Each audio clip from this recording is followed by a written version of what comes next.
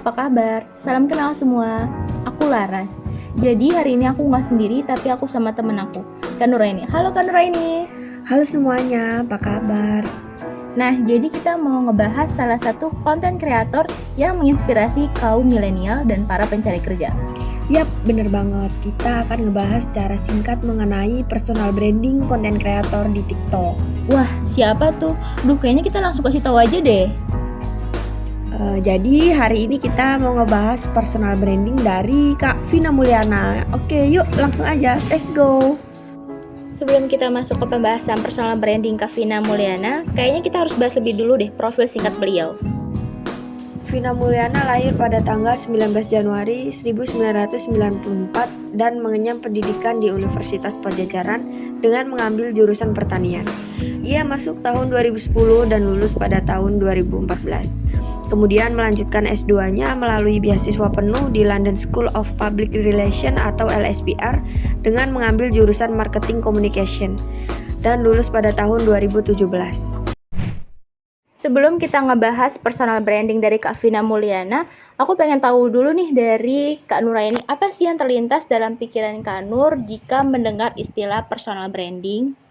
Menurut aku, personal branding sendiri adalah cara yang digunakan untuk menunjukkan keterampilan atau keahlian kamu di bidang tertentu dan dapat menginspirasi banyak orang. Personal branding tuh berguna banget loh buat jenjang karir kita nanti.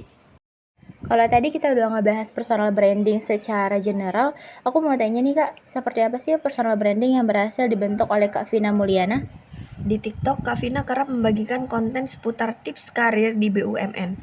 Selain itu, ia juga kerap membagikan konten seputar tips-tips saat melamar kerja, mulai dari membuat CV hingga proses wawancara. Konten-kontennya ia kemas secara menarik dan mudah dipahami oleh para netizen. Kan udah berhasil ngebangun personal branding itu ya. Kakak tahu nggak sih gimana strategi Kak Vina Mulyana dalam membangunnya? Dilansir dari berita online, di situ Kak Vina mengatakan, menurutnya ketika seseorang membangun personal branding dengan menciptakan konten di media sosial, setidaknya harus memikirkan 3 hal terlebih dahulu. Yang pertama, apakah konten tersebut penting dan berhubungan dengan kehidupan orang-orang? Kedua, apakah bisa menjadi solusi atas kebutuhan dan permasalahan yang ada? Dan ketiga, apakah bisa memotivasi atau menghibur orang-orang? Dengan demikian, memikirkan hal-hal tersebut dalam membuat konten akan membangun personal branding yang dicitrakan semakin maksimal. Berarti dampak dari konten Kak Vina Mulyana ini sangat besar ya bagi anak muda terutamanya.